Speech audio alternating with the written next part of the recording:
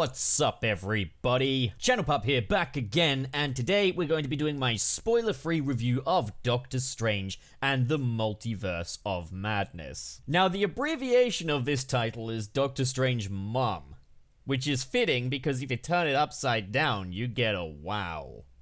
Fuck. So this is yet another entry into Marvel's Phase 4 multiverse saga. Obviously this whole thing was set up by the Loki TV series, but it also serves as kind of a continuation of the WandaVision series, and at the same time it's got allusions to What If. Not to mention taking part very shortly after Spider-Man No Way Home, so it's crazy, isn't it, how like a film can be a sequel to so many things nowadays, and we're actually able to keep up. Fortunately for Doctor Strange and the Multiverse of Madness, things do stay relatively self-contained here. I don't think you need to watch all of the other Marvel thingies to understand this. I think it definitely helps, and it's rewarding if you have seen those other Marvel projects, but at this point, not really, because I think the film does a nice job at bringing you up to speed with where these characters are at now. We've got this new character in America Chavez, who I think serves quite well as kind of an audience surrogate. I mean, yeah, okay, she's still all-powerful, but she's a newcomer to this universe, and she has to be brought up to speed. But of course, the two core characters of this are Doctor Strange and the Scarlet Witch. And it must be said, while this is Doctor Strange's movie, there's not quite so much to say about Doctor Strange in this one. His character arc is relatively flat throughout the MCU. They kind of doink about with the concept of like, is Doctor Strange a happy person? But the brunt of the character stuff really goes to Wanda and America Chavez. But that's not actually a criticism of Doctor Strange himself. To be honest, that makes him just the right guy to guide us through this larger-than-life story. However, at the same time, the story is a pretty simple one. It's just that the scope of it is massive, and that's something I'm absolutely fine with. In terms of the storyline, I won't give much away, but kind of think Deadpool 2, Birds of Prey, but now it's on a multiversal scale. And the multiverse is really more of a backdrop for this otherwise very self-contained story. I think there were probably a lot of people that were hoping that this would be kind of like a Spider-Man No Way Home kind of situation, where the multiversal elements stand at the very forefront of the story. With Spider-Man No Way Home, the multiversal elements are the story, effectively. In this film, the multiverse is utilized much more as a setting than anything else. You will still see multiverses, don't get me wrong, but it's more what's going on in the background, and this sort of game of cat and mouse between Doctor Strange and the Scarlet Witch is ultimately what this film is all about, with the multiverse just kind of playing into that. So no, this is not like a Spider-Man No Way Home. It's not like a fan service movie. It's not about the, existing characters being introduced into this universe. Like, I know there was a lot of buzz of people hoping that they'd see, like, Tom Cruise's Iron Man, as well as other castings of familiar MCU characters coming into the fold. And no, that's not what this film is. There's very little meta to this one. It's definitely not like Spider-Man No Way Home. That doesn't mean that there aren't a few surprises in there, though. Obviously, we heard Patrick Stewart's voice in the trailer. So, take from that what you will. But that's all contained to just a section of the film. That stuff is confined purely just to a couple of scenes. So don't go into this film thinking this is going to be like an X-Men movie or something. It's not. And I think the fact that people are a bit disappointed by that is, in some ways, I guess, kind of understandable. As, like, Spider-Man No Way Home, for example, was such a game changer in how the Marvel Cinematic Universe was introducing these sort of meta aspects and celebrating Marvel's history beyond the MCU. And I think, teasing Patrick Stewart's voice in the trailers probably wasn't the best idea, and it would have been better left as a surprise. In fact, I think they teased even more characters than just that in, like, some of the posters and such. Definitely would have been better to keep that under wraps and curb people's expectations a little bit. However, I'm going to say this, the surprises you do get are pretty goddamn substantial, and, like, guys, for real, don't dwell on this, okay? Even if it doesn't bring things to like a No Way Home kind of level, this film still spoils Marvel fans. And I was just mesmerized watching this thing. But okay, it's not the big meta multiverse movie that I think people were expecting it to be. It's not the giant celebration of Marvel history that Spider-Man No Way Home was. And its story is pretty simple and probably a little bit derivative as well. So what is it that makes this film work? Well, first things first, the dynamic between Doctor Strange and Wanda Maximoff. I think they did really fantastic things with Wanda's character in this film. I do feel like they fiddled about with the rules a little bit from WandaVision, and I feel like there are a few things in there that are contradictory, including a character that is just missing in this. Like, you'll kind of see a lot of aspects of, like, Wanda's world and the things she wants, and it will just leave you asking the question of, like, why is this particular character completely absent?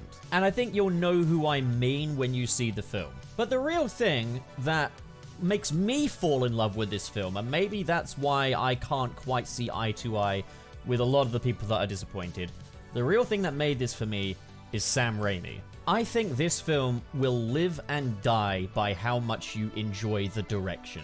Because I don't really know if for the past, like, decade or so, Marvel's kind of been holding out on giving directors creative control over these films. There's some conflicting information here and there. But I would say this is, like, if it's not my favorite MCU film, based on, like, the story and script, it's definitely my favorite MCU film director-wise. If you took Sam Raimi's name out of the credits and didn't tell me that the film was directed by Sam Raimi, I'd know it was directed by Sam Raimi. The kinetic camera movements, the wacky transitions, the really goofy reaction shots, the really deliberately cheesy moments. Yes, this is an MCU film, but it really doesn't feel like a far cry from the Sam Raimi Spider-Man universe. It feels like this could take place in that storyline. Also, just the action. Like, Sam Raimi's very kinetic camera movements, just, they go so well with action set pieces. And it's like, there's this scene near the start of the film where, like, Doctor Strange is fighting against Gargantos, and I'm just like, man, it feels like the Spider-Man 2 bank fight scene.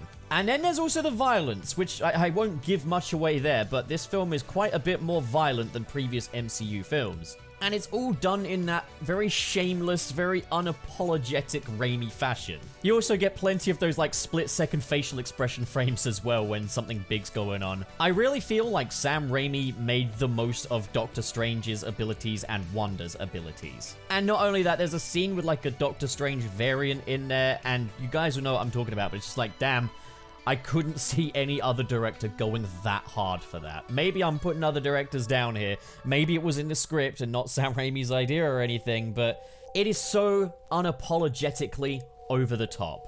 Now, there was a lot of buzz about this being like Marvel's first horror film, or the MCU's first horror film, and I gotta say right now, no.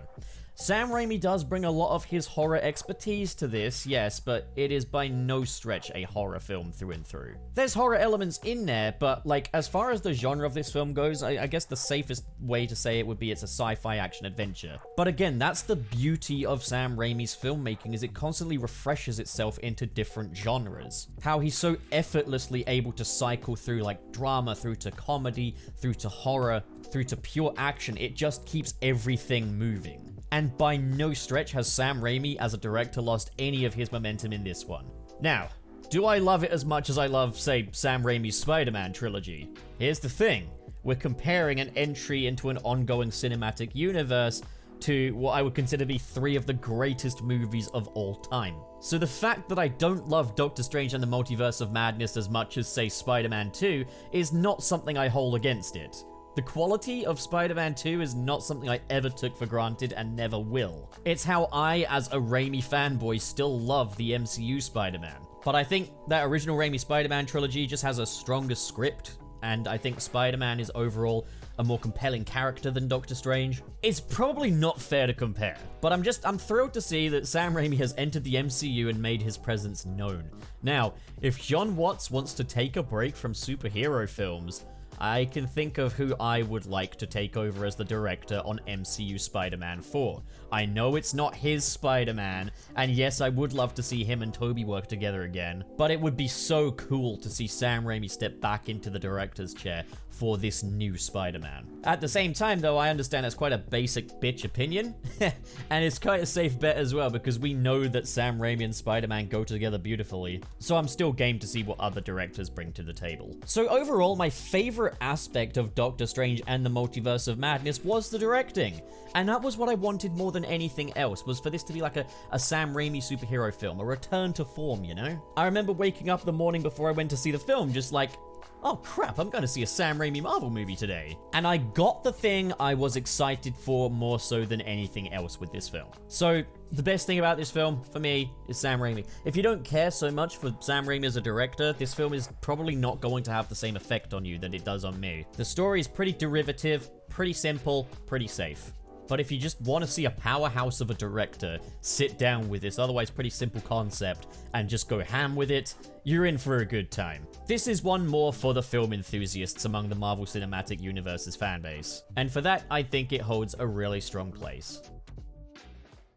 So what do you guys think? If you enjoyed this video and you want to support more like it, be sure to hit that big, beautiful subscribe button. And of course, in the description below are links to different social media feeds, including the Patreon. If you're feeling extra generous, like the following people, who are JK Strife, Marcus Ward, Sirius the Skeptic, Biotinarts, Mr. SP, David 20 Covers, Sergio, John Comey, Shodin, George is Lost, Legendary Ray Ray, Cheesemaster769, Adam Myers, and Fayalan Schwarzenkraut. Thank you guys, you are the best of the best, but as for the rest of you, thank you so much for watching, guys, and have a great day. Bucky.